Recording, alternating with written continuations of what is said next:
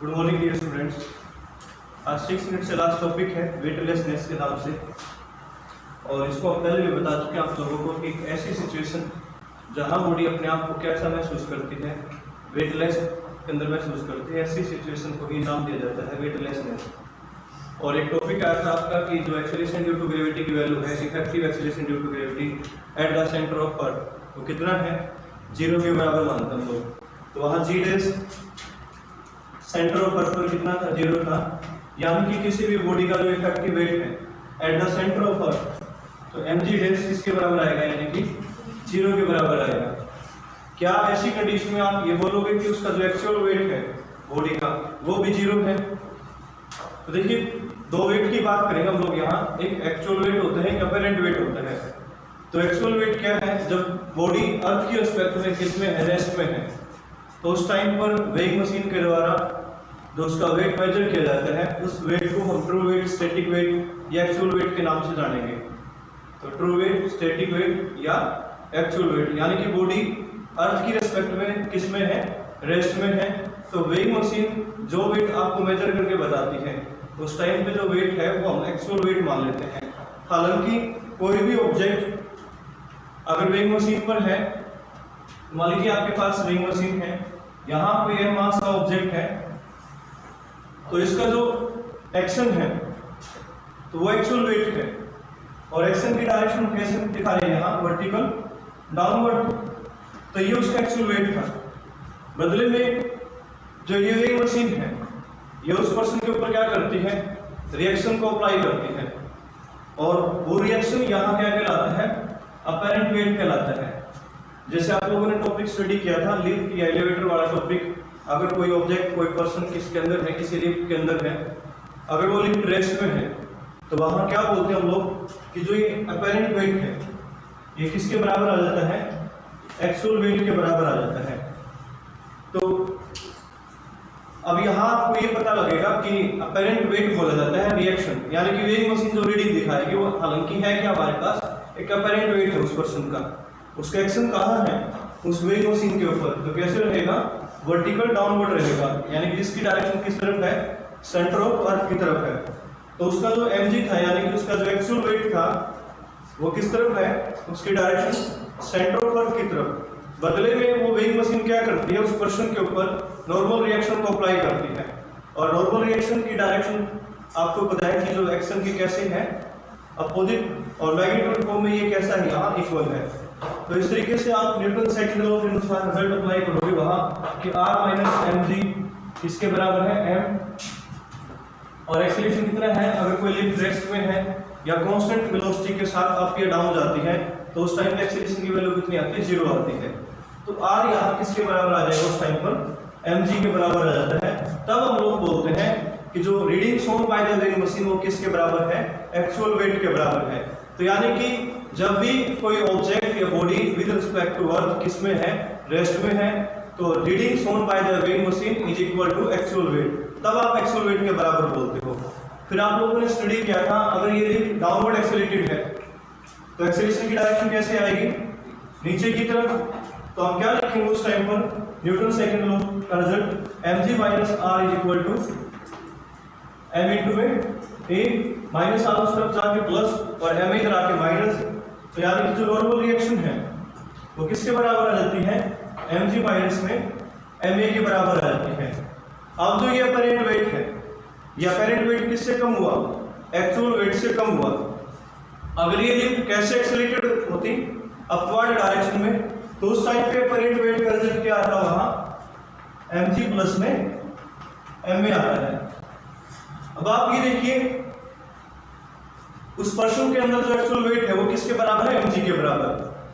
आप देख रहे हो, अगर लिफ्ट डाउनवर्ड एक्सेलरेटेड थी तो वहां mg माइनस ma हमारे पास जो वेइंग मशीन के द्वारा रीडिंग शोन है, यानी कि अपैरेंट वेट है, ये रिजल्ट आ जाता है। अगर लिफ्ट अपवर्ड डायरेक्शन में एक्सेलरेटेड है तो उस टाइम पर अपैरेंट वेट का रिजल्ट mg प्लस में ma आ जाता है। अब आप ये देखिए, रेस्ट में जो अपैरेंट वेट था वो किसके बराबर था, एक्चुअल वेट mg के बराबर था। या तो यहाँ से ma सब्ट्रैक्ट हुआ है या ma को ऐड किया गया है। तो ये जो ma है यहाँ, ये आप सूडो फोर्स के नाम से कंसेप्ट पढ़ते हो। तो एक्चुअल में ये कौन सा फोर्स है, एक तरीके से सूडो फोर्स है। कौन सा फोर्स होगा ये, सूडो फोर्स। और इसके बारे में बता चुका हूँ आप लोगों को, जो मैंने लिफ्ट और एलिवेटर वाला टॉपिक बताया था उस टाइम पे पूरा का पूरा एक्सप्लेन कर दिया गया था। तो देखिए दोनों सिचुएशन में अलग अलग रिजल्ट है अपरेंट वेट का। एक में तो वेट ऐसा महसूस होगा कि डिक्रीज हुआ है, और एक में वेट कैसा महसूस होता है कि इंक्रीज हुआ है। लेकिन हकीकत क्या है कि उस ऑब्जेक्ट का जो एक्चुअल वेट है वो तो mg ही रहेगा। तो बदले में ये क्या है, उसके ऊपर रिएक्शन है, ये उस पर्सन के ऊपर क्या आ जाती है, रिएक्शन आ जाती है। तो ये रिएक्शन की बात करेंगे हम लोग। ये मत मानना कि उस पर्सन का वेट ही जीरो हो जाएगा, उसमें वेट तो mg ही रहेगा। जो एक्चुअल वेट है वो तो mg ही बना रहेगा, चाहे लिफ्ट एक्सेलरेटेड अपवर्ड हो या डाउनवर्ड हो। तो ऐसे ही अगर लिफ्ट फ्री फॉल के अंदर होती तो फ्री फॉल में a की वैल्यू किसके बराबर होती है, g के बराबर होती है। यानी कि एक्सेलरेशन लिफ्ट के अंदर किसके बराबर आ जाएगा, एक्सेलरेशन ड्यू टू ग्रेविटी के बराबर आ जाता है। तो उस टाइम पर उस पर्सन का जो अपरेंट वेट है वो किसके बराबर आ जाएगा, जीरो के बराबर आ जाएगा। तो ये सिचुएशन भी आपकी कौन सी सिचुएशन बनेगी, वेटलेसनेस वाली सिचुएशन बनती है। कौन सी सिचुएशन आएगी, ये वेटलेसनेस। अब दोबारा से सुनो, यहाँ उस ऑब्जेक्ट का वेट जीरो नहीं है, सिर्फ उसके ऊपर जो नॉर्मल रिएक्शन है ना वो जीरो है। क्या जीरो आई है, नॉर्मल रिएक्शन जीरो आई है। इसको आप इफेक्टिव क्या बोल सकते हैं, इसको effective weight of the person वो जीरो बन चुका है। नॉर्मल रिएक्शन उस पर्सन के ऊपर जीरो बन चुकी है, ना कि उसका एक्चुअल वेट जीरो है। कई बार हम ऐसा मान लेते हैं कि वेटलेसनेस के अंदर इसका मतलब ये उस पर्सन के अंदर वेट ही नहीं बचेगा, क्योंकि आप खुद सोचिए मास पे कोई फर्क नहीं पड़ता है। आप चाहे अर्थ पे चाहे मून पे हो, मास तो जितना है उतना ही बना रहेगा। तो इस तरीके से इनर्शियल मास के कंसेप्ट की अगर हम बात करें तो वहां ग्रेविटेशनल फोर्स का कोई इफेक्ट नहीं होगा, एक्सेलरेशन ड्यू टू ग्रेविटी का भी कोई फर्क नहीं पड़ेगा। तो इस तरीके से आप ये बोल सकते हो एक्चुअल वेट तो बॉडी का mg ही है, सिर्फ उस बॉडी के ऊपर जो नॉर्मल रिएक्शन है वो कितनी आ जाती है, जीरो आ जाती है। और ऐसी सिचुएशन ही आपके पास क्या कहलाती है, वेटलेसनेस कहलाती है। तो एक तो आपको फ्री फॉल के अंदर बताया, लिफ्ट किसके अंदर है, फ्री फॉल के अंदर है, तो उस टाइम पर नॉर्मल रिएक्शन कितना आएगा, जीरो आएगा। यानी कि वो बॉडी अपने आप को कैसा महसूस करेगी, वेटलेसनेस के अंदर महसूस करती है। एक फिर हमने बात की कि at the centre of earth जो effective acceleration due to gravity है वो कितना है, जीरो है। तो सेंटर ऑफ अर्थ पर इफेक्टिव वेट कितना आ जाएगा, जीरो आ जाएगा। वो पर्सन अपने आप को कैसा महसूस करेगा, सेंटर ऑफ अर्थ पर वेटलेसनेस के अंदर महसूस करता है। ऐसे ही स्पेस में नल पॉइंट्स होते हैं। कौन से पॉइंट्स की बात की जाएगी, नल पॉइंट्स पर। अब नल पॉइंट्स कैसे, मान लीजिए अर्थ का ग्रेविटेशनल फोर्स जो है और उतना ही किसी दूसरे एस्ट्रोनॉमिकल ऑब्जेक्ट का ग्रेविटेशनल फोर्स है, ये दोनों ग्रेविटेशनल फोर्स एक दूसरे के कैसे हैं, इक्वल एंड अपोजिट है। तो यहाँ कोई ना कोई एक ऐसा पॉइंट होगा जहां नेट ग्रेविटेशनल फोर्स कितना आ जाएगा, जीरो आ जाएगा। दैट मींस ऐसे पॉइंट पर, नल पॉइंट पर एक्सेलरेशन ड्यू टू ग्रेविटी की जो वैल्यू है वो कितनी आ जाएगी, जीरो आ जाएगी। यानी कि net effective acceleration due to gravity वो कितना बनेगा, जीरो बनेगा। तो स्पेस में कई जगह क्या होंगे, नल पॉइंट्स। नल पॉइंट्स कब बनेंगे, जब एक एस्ट्रोनॉमिकल ऑब्जेक्ट का ग्रेविटेशनल फोर्स दूसरे एस्ट्रोनॉमिकल ऑब्जेक्ट के ग्रेविटेशनल फोर्स के इक्वल एंड अपोजिट होगा। तो उस टाइम पर नेट ग्रेविटेशनल फोर्स जीरो बनेगा, यानी कि एक्सेलरेशन ड्यू टू ग्रेविटी की वैल्यू वहां जीरो आ जाएगी। तो ऐसी कंडीशन में भी नल पॉइंट्स पर किसी ऑब्जेक्ट का जो इफेक्टिव वेट होगा वो किसके बराबर आ जाएगा, जीरो के बराबर आ जाएगा। तो नल पॉइंट्स पर भी क्या आ जाती है, वेटलेसनेस की सिचुएशन आ जाती है। ठीक है, उसके बाद हम बात करते हैं स्पेसक्राफ्ट की। किसकी बात करेंगे, स्पेसक्राफ्ट। हम मानते हैं कि जो कोई स्पेसक्राफ्ट अर्थ के चारों तरफ क्या करता है, मूव करता है, सर्कुलर ऑर्बिट में मूव करेगा। और सबको पता है कि अर्थ का जो ग्रेविटेशनल फोर्स है उसके कारण इस स्पेसक्राफ्ट के ऊपर कौन सा फोर्स पड़ेगा, सेंट्रीपिटल फोर्स। और इस स्पेसक्राफ्ट के अंदर कोई पर्सन है जिसका मास कितना है, स्मॉल m है। अर्थ का मास हम लोग कितना मान लेते हैं, कैपिटल M मान लेते हैं। ये हमारी अर्थ का मास है, कैपिटल M। और ये person floor of the spacecraft पर है। ठीक है, तो यहाँ एक्शन एंड रिएक्शन होगा। क्या मानेंगे हम लोग, एक्शन एंड रिएक्शन। तो एक्शन क्या है, रिएक्शन क्या है यहाँ। तो आप एक बात देखिए कि यहाँ अर्थ का ग्रेविटेशनल फोर्स भी काम कर रहा है इस स्पेसक्राफ्ट के ऊपर। तो इसका मतलब उस पर्सन के ऊपर अर्थ का ग्रेविटेशनल फोर्स भी काम करेगा। साथ ही साथ यहाँ कौन सा फोर्स आएगा, एक सेंट्रीपिटल फोर्स भी आएगा। कौन सा फोर्स भी बोलेंगे हम लोग, सेंट्रीपिटल फोर्स भी बोलेंगे। ठीक है, तो आप ये देखना कि अर्थ का ग्रेविटेशनल फोर्स को मान लीजिए किसकी तरह, एक्शन की तरह, बदले में जो फोर्स है, ठीक है, वो क्या करेगा, इस पर्सन के ऊपर नॉर्मल रिएक्शन लगाएगा। क्या लगाएगा वो? Normal reaction. और रिएक्शन तो एक्शन के क्या होता है, एक तरीके से अपोजिट बोलते हैं हम लोग। तो इस पर्सन के ऊपर नॉर्मल रिएक्शन क्या हुई, एक तरीके से ग्रेविटेशनल फोर्स के अपोजिट हुई। तो आप लोग क्या लिखोगे यहाँ कि G M m by r square. R क्या, यहाँ ऑर्बिट की रेडियस है, उस स्पेस क्राफ्ट के ऑर्बिट की रेडियस, और माइनस में नॉर्मल रिएक्शन आर, वो किसके बराबर आ जाएगी, मास इनटू एक्सीलरेशन। उस पर्सन का मास कितना है, एस्ट्रोनॉट का मास कितना है, स्मॉल एम, और एक्सीलरेशन कौन सा काम करेगा यहाँ, सेंट्रीपिटल एक्सीलरेशन। तो वो किसके बराबर होता है, v स्क्वायर बाई आर के बराबर। ठीक है, किसके बराबर आएगा वो, v स्क्वायर बाई आर के बराबर। अब आप ये देखना कि हम v स्क्वायर बाई आर की वैल्यू कितनी निकाल सकते हैं। उस पर्सन के ऊपर उतना ही सेंट्रीपिटल एक्सीलरेशन होगा जितना स्पेसक्राफ्ट के ऊपर है। समझिए बात, उस पर्सन के ऊपर कितना सेंट्रीपिटल एक्सीलरेशन होगा जितना स्पेसक्राफ्ट पर है। तो स्पेसक्राफ्ट पर जो अर्थ का ग्रेविटेशनल फोर्स था उसका तो ये रिजल्ट था, और इसके कारण क्या बना था, सेंट्रीपिटल फोर्स। तो क्या था वो, mv square by r, small m से स्मॉल m कैंसिल।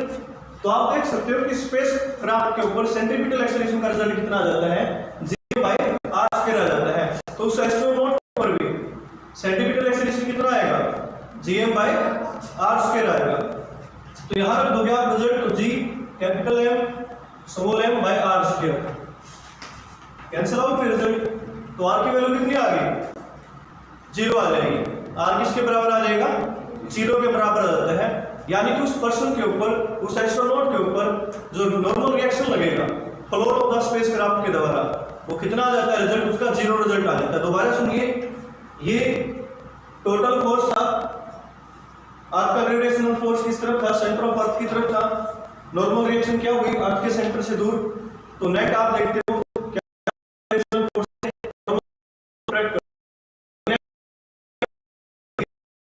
ये मान लीजिए आपका नेगेटिव डायरेक्शन में है, ये पॉजिटिव डायरेक्शन में है।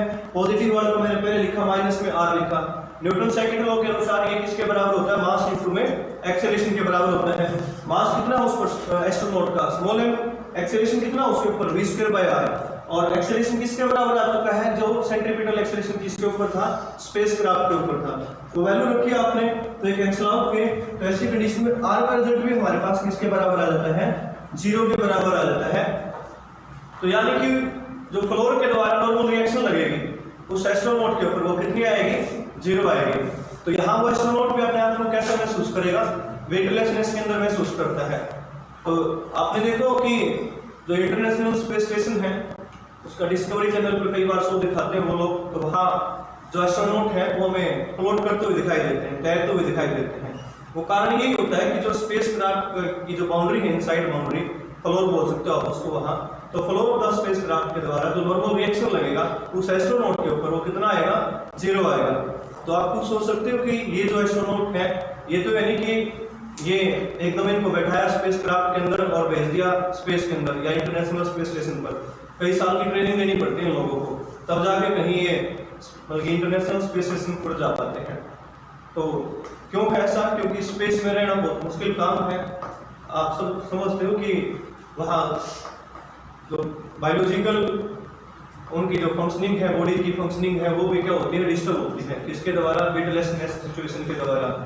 और वो जैसा डाइट हम लोग यहाँ लेते हैं, अर्थ सरफेस पर लेते हैं, वैसा आप इंटरनेशनल स्पेस स्टेशन के अंदर या किसी भी स्पेस क्राफ्ट के अंदर नहीं ले पाते, क्योंकि वहाँ सारा का सारा पेस्ट की फॉर्म में जो भी मटेरियल है, फूड स्टफ है, वो दिया जाता है उनको।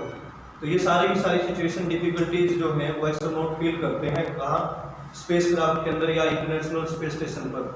तो ये सब सिचुएशन फिर किसके नाम से, वेटलेसनेस के नाम से। तो कोई डाउट ऑफ वेटलेसनेस के अंदर किसी को, जितने भी एग्जांपल्स आपको बताए गए हैं, नल पॉइंट्स का एग्जांपल बताया गया है आपको, स्पेसक्राफ्ट का एग्जांपल बताया गया है, सेंटर ऑफ अर्थ वाला एग्जांपल बताया गया है, फ्री फॉल वाला एग्जांपल बताया गया है। तो यहाँ सब की सब कंडीशन फ्लोटिंग वाली ही कंडीशन है, बॉडी क्या करती है एक तरीके से, वहाँ नॉर्मल रिएक्शन उसके ऊपर जीरो लगेगी, और नॉर्मल रिएक्शन जब जीरो बनती है तो ऐसी कंडीशन में वो बॉडी क्या करेगी, फ्लोट करेगी। तो ये था आपके पास कुछ कंसेप्ट वेटलेसनेस से। तो अब हम न्यूमेरिकल कंसीडर करेंगे, और फर्स्ट टॉपिक से आपको न्यूमेरिकल देख रहे हैं, और किस तरीके से इसके न्यूमेरिकल सोल्व कर रहे हैं वो देख रहे हैं। आप लोगों को यहाँ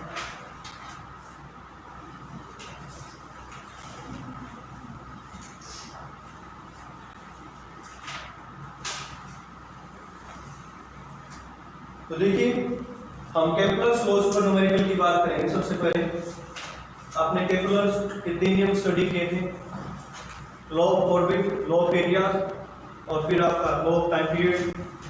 तो ये थे आपके पास 3 लॉ। तो इनमें ज़्यादातर जो न्यूमेरिकल आते हैं तीसरे पर आते हैं, केपलर्स थर्ड लॉ पर आते हैं। और उसमें आपने पढ़ा था कि square of time period of revolution किसके बराबर था, cube of semi major axis. ठीक है, अब न्यूमेरिकल आप केपलर थर्ड लॉ से स्टडी करोगे।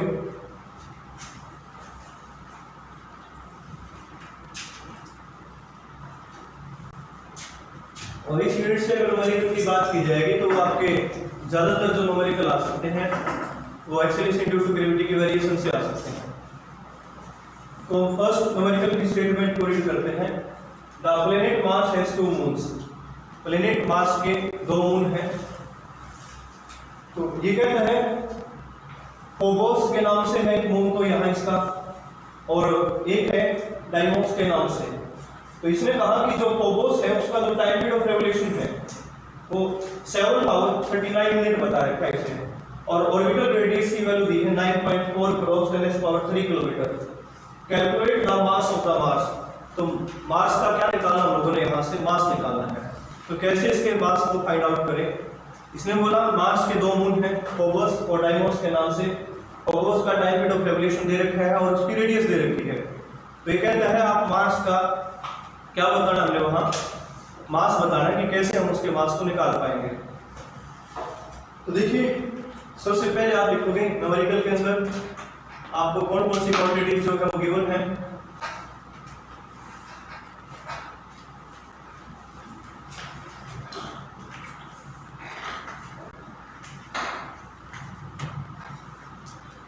तो t की वैल्यू गिवन है, टाइम पीरियड ऑफ रेवोल्यूशन जो है वो कितना है 7 आवर्स 39 मिनट्स।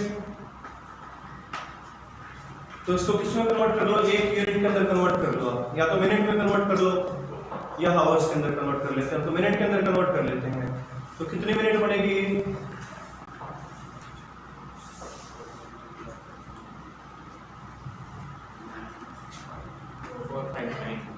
ठीक है, ये मिनट आ जाती है। फिर इसमें हमें किसकी वैल्यू गिवन दी है, यहाँ रेडियस की वैल्यू गिवन हमें, और रेडियस कितना आपके पास 9.4 क्रॉस 10⁻³ किलोमीटर, और 9.4 क्रॉस 10⁻³ किलोमीटर।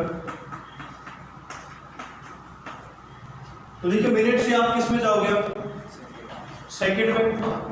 1 मिनट में कितने सेकंड हुए, 60 सेकंड।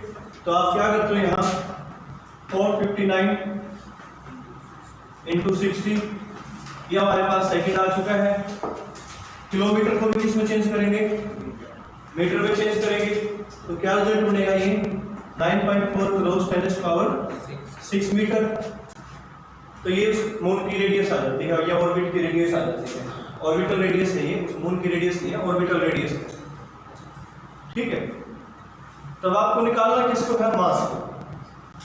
तो देखिए आपको क्या दिया गया है, ये मास था मान लीजिए, और इसका ये मून है जो फोबस मून इन्होंने बोला है, उसकी ऑर्बिटल रेडियस गिवन है आपको, time period of revolution given है। तो आप कौन सा फॉर्मूला यूज करोगे, यहाँ केपलर थर्ड लॉ को यूज करोगे। केपलर थर्ड लॉ के अनुसार हमारे पास टाइम पीरियड का जो स्क्वायर है वो किसके बराबर है, k r³ के बराबर है। अब इस k की वैल्यू क्या होती है वो हमें देखनी होगी। तो कितनी थी वैल्यू, gm/4π², किसके बराबर आएगी ये, gm/4π²। या आपके पास इसके की वैल्यू आ जाती है, ठीक है, या उल्टा बोल गया मैं 4 पाई स्क्वायर बाई जे आ जाएगा रिजल्ट। तो ऐसा करने से अब आपको m की वैल्यू ही निकालनी है, तो m की वैल्यू आप निकाल सकते हो। तो k आपके पास आ जाता है किसके बराबर 4 पाई स्क्वायर बाई gm, और m ये किसका मास है, उस मास का मास गिवन आपको, तो अब रखो न्यूमेरिकल सोल्व करो।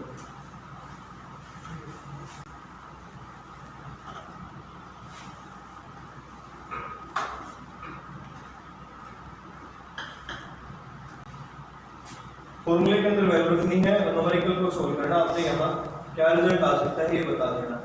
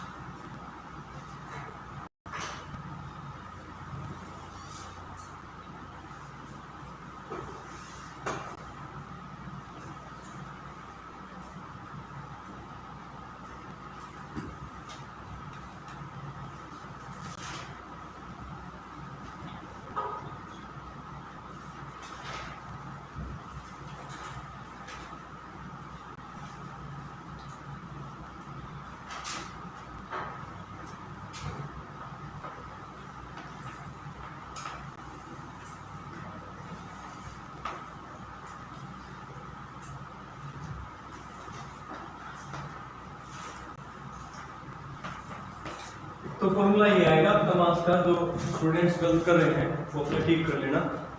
जो मास m आएगा r³ 4 pi square by gt square, ठीक है। तो आप r का क्यूब करोगे 4 पाई, पाई की वैल्यू रख दोगे आप 3.14 या 22/7 लिखना चाहो लिख सकते हो आप। फिर आप g की वैल्यू लिखोगे 6.67 क्रॉस 10⁻⁻11। t की वैल्यू आपको ये है सेकंड के अंदर, तो मिनट वाली वैल्यू लिखो आप और उसका स्क्वायर करना है। तो जब ये कैलकुलेशन पूरी कर दोगे कंप्लीट, तो उस टाइम पे हमारे पास आंसर आ जाएगा कितना 6.48 क्रॉस 10⁻23 किलोग्राम। ये मास का मास आ जाता है, ठीक है। इसका मास आएगा, मास का कैलकुलेशन को कंप्लीट कर देंगे।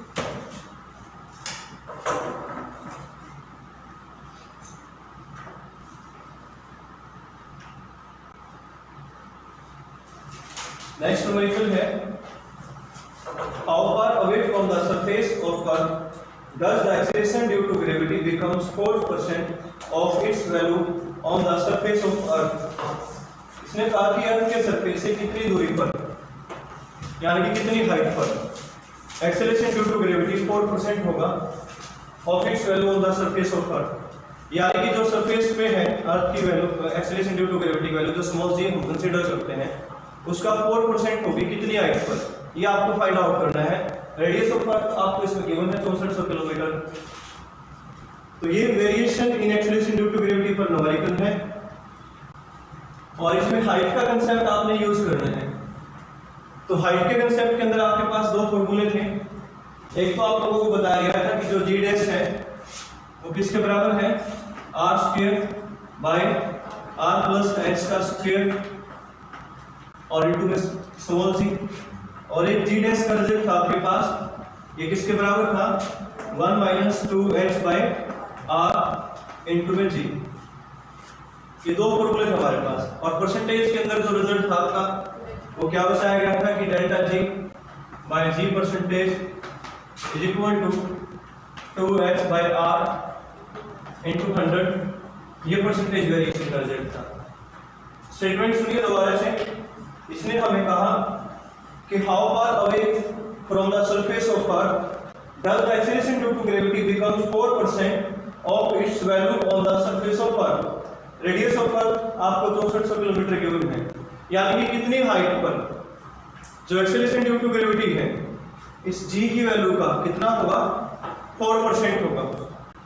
कितना परसेंट बोला है हमें 4%। तो यानी कि एच हाइट पर जो एक्सेलरेशन ड्यू टू ग्रेविटी का रिजल्ट है, जी डैश का रिजल्ट है, वो आप देख सकते हो कि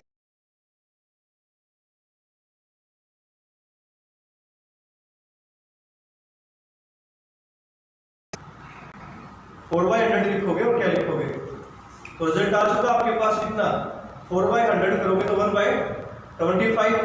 तो जी डैश आपका कितना है g/25 है एक तरीके से। तो आपको जी डैश की वैल्यू पता लग चुकी है, तो आप फॉर्मूले में रखोगे r और h, ठीक है, यहाँ रख दो आप इस फॉर्मूले के अंदर, तो आपको रिजल्ट निकालना है, समझे। जी डैश कितना आ चुका हमारे पास g/25, r आपको गिवन है तो मीटर में बदलोगे कितना आएगा 6.4 क्रॉस 10⁻⁶। फिर वहां से आप किसकी वैल्यू को निकाल सकते हो, h की वैल्यू को निकाल सकते हो। तो जल्दी निकालिए इसका सॉल्यूशन क्या आ सकता है आपके पास, और मुश्किल से 30 सेकंड का रिजल्ट बन सकता है ये आपका, क्योंकि दोनों साइड पावर आपकी सेम होगी, समझ के बाद। क्योंकि आपके पास अगर हम बात करें जी डैश बाय जी का जो रिजल्ट है वो 1/25 है। 1/25 को आप लिखोगे 1/5 का स्क्वायर, और ये रिजल्ट किसके बराबर लिखाना हम लोगों ने, फिर इस रिजल्ट के बराबर लिखना है। तो मैंने बोला दोनों साइड पावर सेम बन चुकी है, तो क्या होगा, पावर से पावर कैंसिल होगी, क्या नहीं कुछ नहीं लगाने की जरूरत यहाँ। अब आपके पास r/r प्लस h बच जाएगा किसके बराबर 1/5 के बराबर। तो वहां आपका रिजल्ट क्या बचेगा r/r प्लस h, क्योंकि ये इसका पूरे का मतलब कि किसका स्क्वायर है, r का स्क्वायर और r प्लस h का स्क्वायर, ये किसके बराबर आ चुका है 1/5 के स्क्वायर के बराबर आ चुका है। दोनों साइड पावर सेम है तो कैंसिल आउट होंगे। वहां क्या बचेगा आपके पास r/r प्लस h बराबर है किसके 1/5 के, तो 5r = r प्लस h, और फिर आपके पास h किसके बराबर आएगा, मल्टीप्लाई करना है 4 से मल्टीप्लाई कर देना है। तो आपके पास इतने किलोमीटर हाइट पर जो g की वैल्यू है वो कितना बचेगी 4% बचेगी। समझे या नहीं समझे इस न्यूमेरिकल को।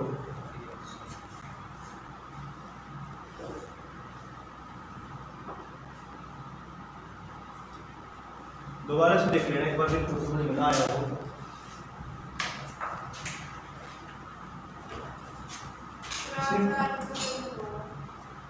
बता रहा हूँ, इसने जो हमें बोला है ना, ये बोला है कि जो जी की वैल्यू है यानी कि effective acceleration due to gravity है वो 4% बनेगा। कहाँ, एक हाइट पर, रो हाइट हमें फाइंड आउट करनी है। तो इसका मतलब इसने हमें जो गिवन है जी डैश हमारे पास कितना है 4% ऑफ जी है, ठीक है। जी डैश कितना गिवन हमें 4% ऑफ जी, तो मैं ऐसे लिख सकता हूँ ना G dash by G is equal to 4%, और 4% को 4/100 तो कितना आएगा ये 1/25, और 1/25 को आप ऐसे लिख सकते हो 1/5 का स्क्वायर। तो ये हमारे पास रिजल्ट है, और हमें पता है कि जो g' का जो रिजल्ट था वो किसके बराबर है, r²/r+h² के बराबर है। समझ रहे हो ना ये बात। अब आपने क्या g की वैल्यू रख देनी है, कितनी है, h² के बराबर है। तो किसके बराबर है हमारे पास 1/5 का स्क्वायर। तो आप दोनों साइड स्क्वायर रूट कर लोगे तो वहां क्या बचेगा हमारे पास r/r+h = 1/5। तो रिजल्ट आ जाता है r/r+h = 1/5।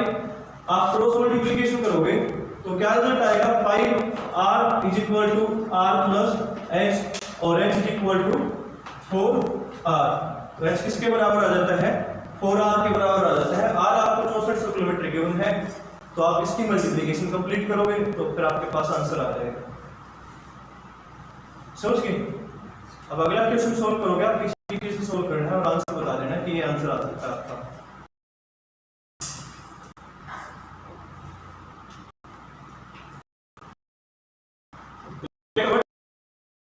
At what height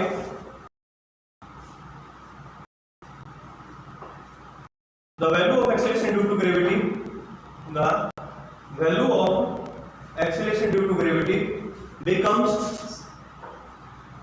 at what height the value of acceleration due to gravity, the value of acceleration due to gravity becomes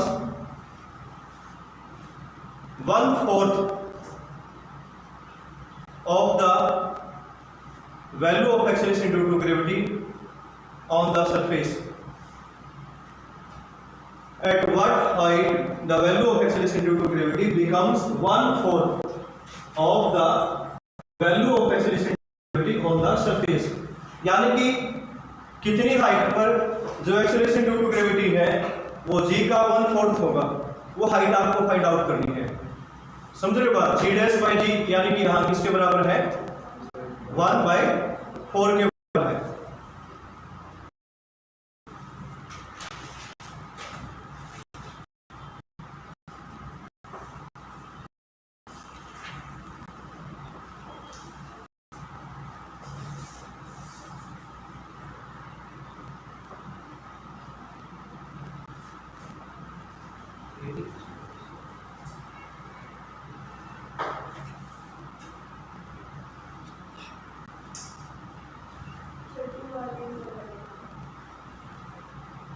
तो r के इक्वल, एक बार दोबारा देख लो, r = h, हाँ इक्वल आ गया।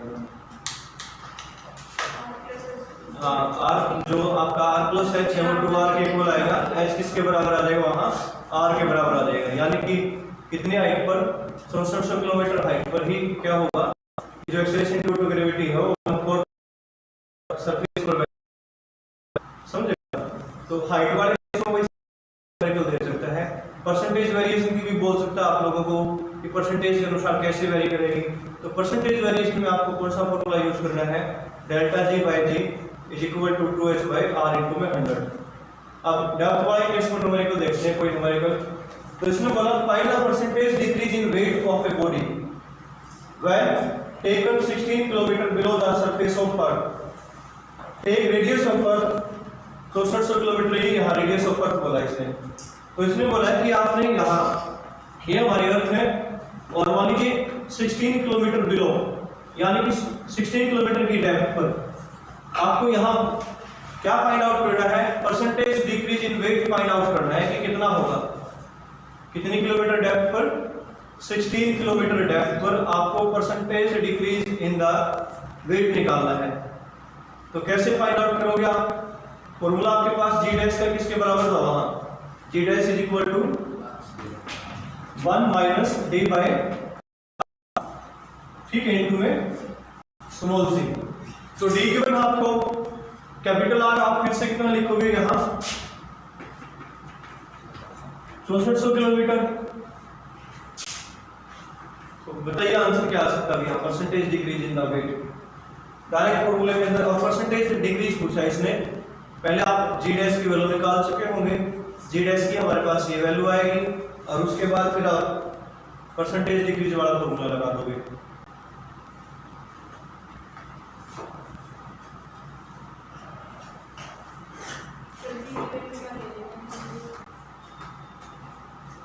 वैसे रखने की जरूरत भी नहीं है, वो कैंसिल आउट हो जाएगी क्योंकि आपने सिर्फ परसेंटेज डिक्रीज निकालना है। और वो परसेंटेज डिक्रीज कैसा होता है आपके पास कि हमारे पास delta G by G percentage is equal to, और ये किसके इक्वल होता है, ये होता है आपके पास जैसे, और वेट के अंदर निकालना है वैसे तो हमें, तो ये किसके इक्वल लिखेंगे हम एम जी माइनस में एम जी डैश और बाई में एम जी इंटू में 100, ये आएगा जो वेट के अंदर परसेंटेज डिक्रीज निकालना है। तो यानी कि वहां जी से जी कैंसिल हो सकता है, उसकी रखने की जरूरत नहीं है इस तरह के फॉर्मूले के अंदर।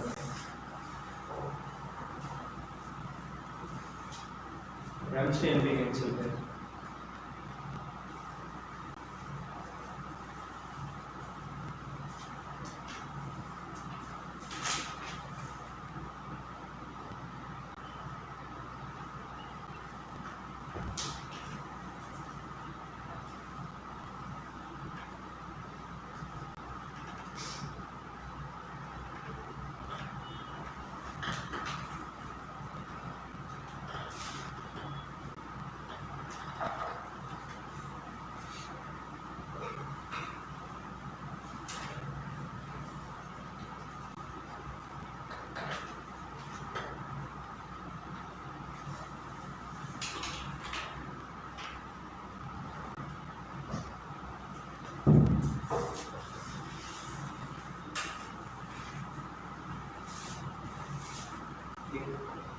कैंसिल ही हो रही थी 1664 कितना है 400, तो 1 माइनस में 1/400 कैल्शियम लोगे तो कितना आएगा 400 माइनस 1/99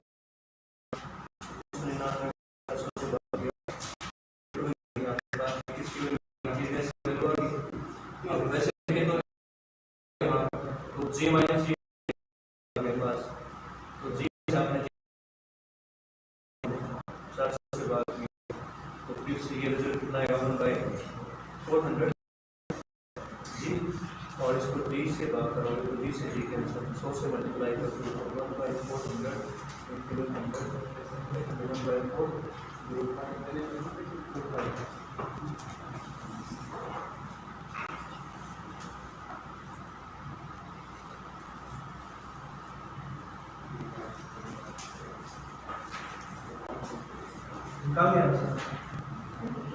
भाई इतनी लंबी चौड़ी गुणा में उलझने की जरूरत नहीं आपको, ज्यादा लंबी चौड़ी गुणा भागनी होनी है इसके अंदर। आप देखिए हमारे पास डी की वैल्यू कितनी है 16 और आर कितना आपके पास 6400, तो रिजल्ट कैसे लिखा जाएगा 1 माइनस में 16 बाई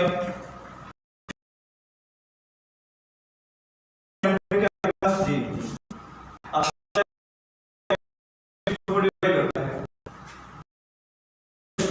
यानी कि 400 आएगा नीचे, तो रिजल्ट में बचा 1 माइनस 1/400 इंटू जी, एलसीएम लोगे 400 माइनस 1 डिवाइड में 400, 399 को भाग किया हमने 400 से, तो ये रिजल्ट आ जाता है 399 डिवाइडेड बाय 400 इंटू में जी।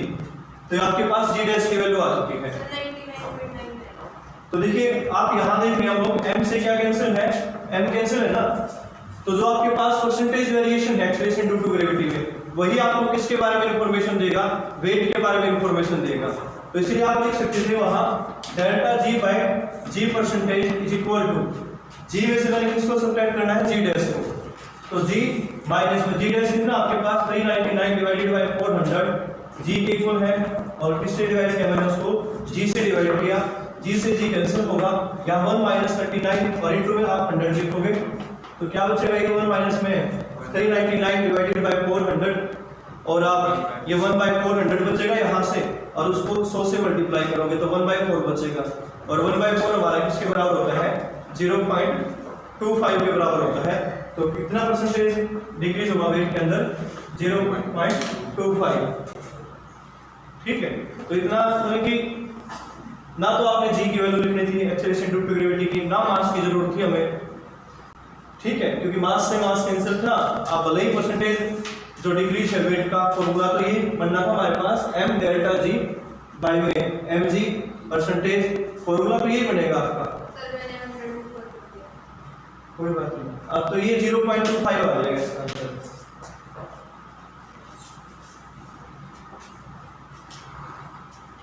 तो लिखिए आप, अगला क्वेश्चन है, if the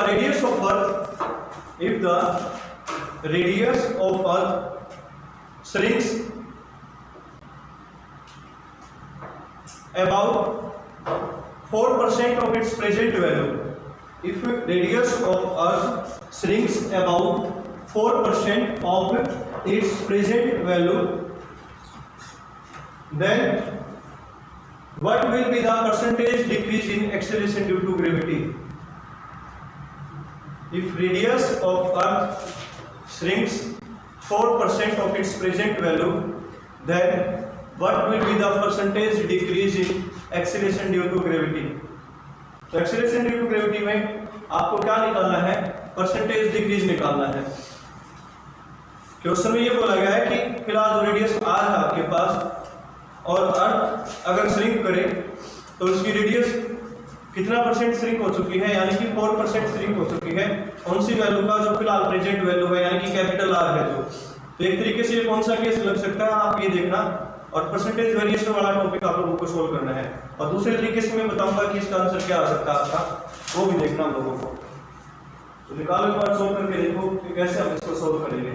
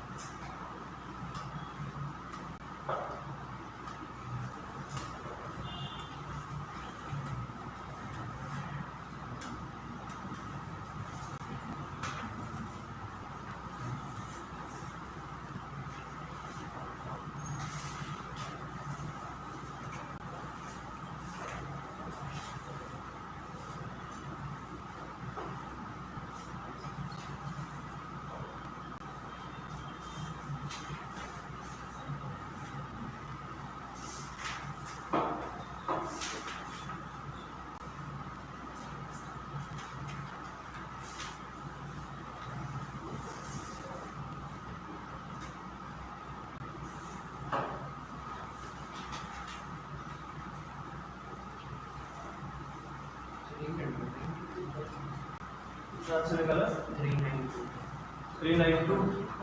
एक बार दोबारा चेक करो, क्या 392 ये आपने परसेंटेज वेरिएशन निकाल दिया एक्सप्रेशन ड्यू टू ग्रेविटी के अंदर। दोबारा देखो, एक बार निकाल दो।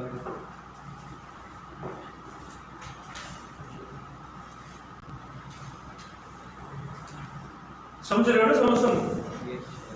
64 है, उसका स्क्वायर रूट किसके बराबर होता है? 8 के बराबर। 10⁻6 है, उसका स्क्वायर रूट किसके बराबर आएगा? 10⁻3 के बराबर। और 100 का स्क्वायर रूट किसके बराबर होता है? 10 के बराबर। तो ये रिजल्ट हमारे पास 1/800 आ जाएगा रेडियन पर सेकंड में। अब निकालना किसको? टाइम को निकालना है। तो लेंथ ऑफ द डे कैसे निकालना है? तो ओमेगा की रिलेशन होती है किसके बराबर? 2π/t के बराबर। तो ओमेगा इक्वल टू 2π/t, और t किसके बराबर आपके पास? 2π/ओमेगा के बराबर। ओमेगा की वैल्यू कितनी है? 1/800। तो कितना आ जाएगा ये? 2 × 3.14 × 800, इतने सेकंड आंसर आ जाएगा आपका। और आवर में कंप्लीट करना है तो आप किसके डिवाइड कर दोगे इसको? 3600 से डिवाइड कर दोगे तो आवर में आंसर आ जाएगा आपके पास। और ये 1.4 आवर आ जाएगा आपका। और इस दौरान जो ओमेगा है वो प्रेजेंट में ओमेगा की जो वैल्यू है उसका 17 गुना हो जाती है, 17 टाइम्स हो जाती है। ये आंसर आता है वहाँ इस तरह के न्यूमेरिकल का। मुझे लगता है कि कईयों के साथ तो ये हो चुका है कि वो श्री कृष्ण का मंत्र जप रहे हैं, हाथी घोड़ा पाल की और देख नहीं हलाल की। ऐसा नहीं है भाई, फिजिक्स में कंसेप्ट ना तभी समझ में आएंगे आप लोगों को जब आप इसके ज़्यादा से ज़्यादा न्यूमेरिकल सॉल्व करोगे। अदरवाइज जो भी सिलेबस आप पढ़ रहे हो उसका फिजिक्स में कोई बेनिफिट नहीं है, क्योंकि आप ये मान के चलो कि कोई भी अगर कॉम्पिटिशन लेवल का एग्जाम देने जाओगे आप लोग तो 95% के आसपास न्यूमेरिकल मान के चलो फिजिक्स से आएंगे। जिसका नीट का टारगेट है उसको फिजिक्स रोकेगी, जिसका आईआईटी का टारगेट है, जेईई का टारगेट है, उसको भी फिजिक्स रोक देगी। हालांकि जेईई वाले के लिए तो मैथ वैसे बहुत ज़रूरी है, लेकिन मेंस का एग्जाम ही नहीं कर पाएंगे तो एडवांस कहाँ से करेंगे वो लोग। इसलिए फिजिक्स जरूरी है। कभी ये सोचो बेंच पे सर पटकने से कोई फायदा नहीं होगा, फिजिक्स को पढ़ना ही पड़ेगा कि कहाँ फिजिक्स का लेक्चर शुरू हो गया और फिर से वही मुसीबत आ गई हमारे सामने। ये तो चलेगी भाई, भले ही नई शिक्षा नीति लागू कर दी गई हो, साइंस साइड वाला आर्ट के सब्जेक्ट ले सकता हो, लेकिन फिजिक्स फिर भी उनके साथ बनी रहेगी।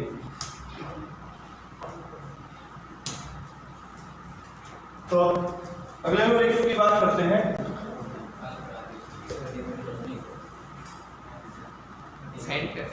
क्या अच्छा, यानी कि अब न्यूमेरिकल नहीं करना चाह रहे। चलो तो व्हाट्सएप ग्रुप में डाल दूंगा मैं, बाकी जितने भी न्यूमेरिकल है सभी के सभी स्टूडेंट्स प्रैक्टिस करेंगे न्यूमेरिकल सोल्व करना अपने, और बाकी तो बाद वीडियो देख लें पहले, फिर उसके बाद बात करते हैं।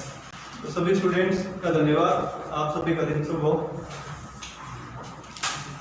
मैं ये कहना चाह रहा था आप लोगों को कि जो स्टार्टिंग में आप लोगों को